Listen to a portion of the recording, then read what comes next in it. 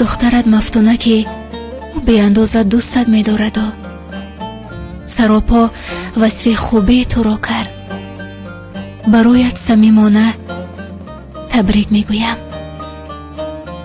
واقعا وقتی که یکی را دوست می داری تو آماده ای تا تمام عمر با چه قیمت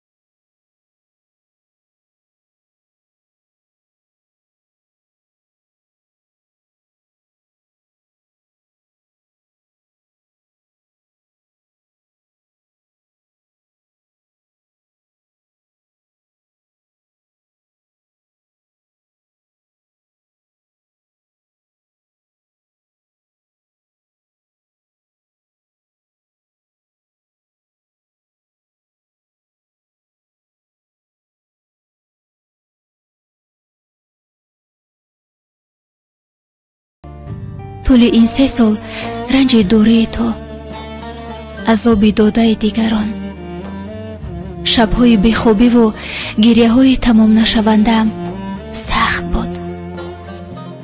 به خدا که سخت بود. ولی همه این را فقط با یک خاطر تحمل کردم که فردا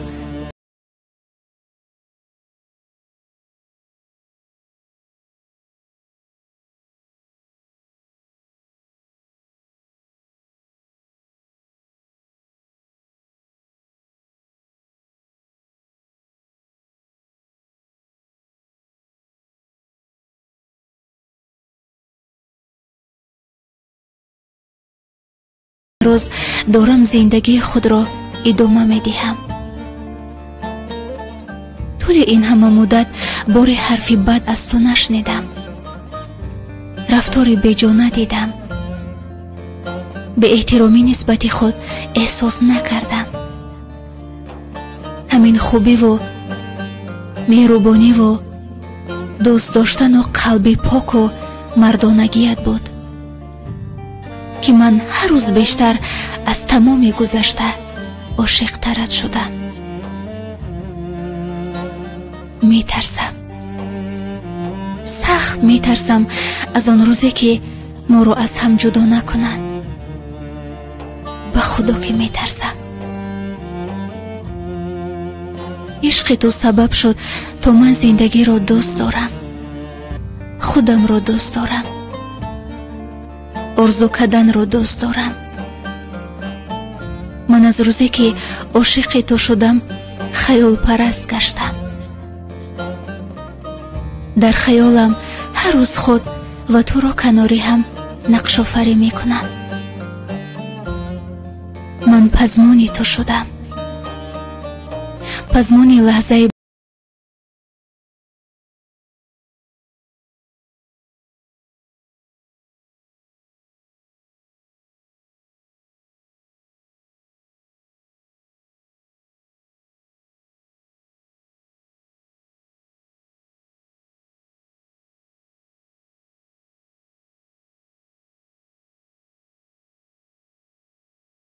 های بفرجامم خاتمه بخشی،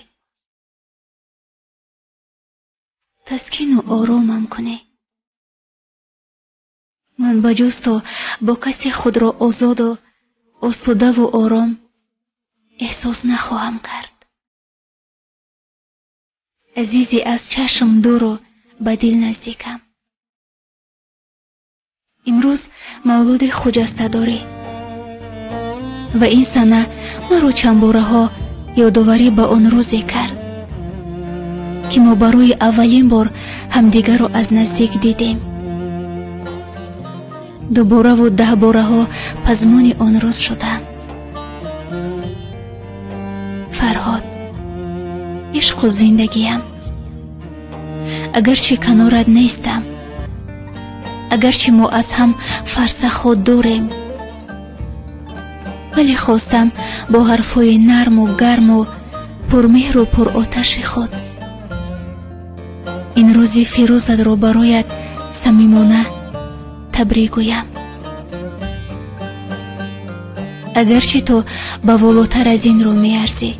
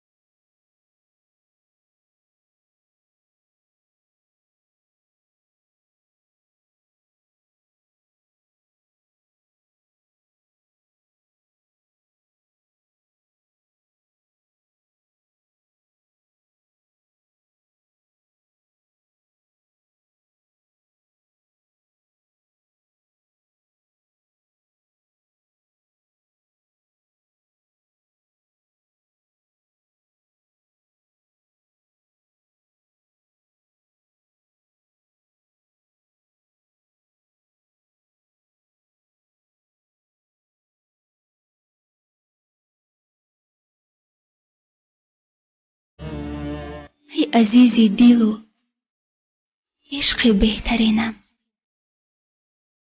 زود روزت مبارک.